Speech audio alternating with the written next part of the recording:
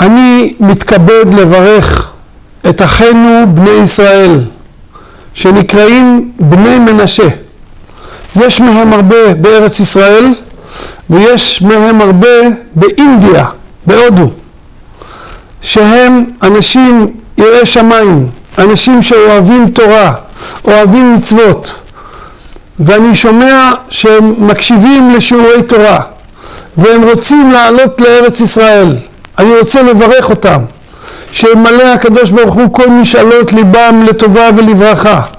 ייתן להם הקדוש ברוך הוא שפע של פרנסה טובה, בריאות טובה, אריכות ימים ושנים, ויזכו לעלות לציון ברינה ושמחת עולם על ראשם. בכל אשר יפנו ישכילו ויצליחו לעבודתו יתברך, אמן כן יהי רצון.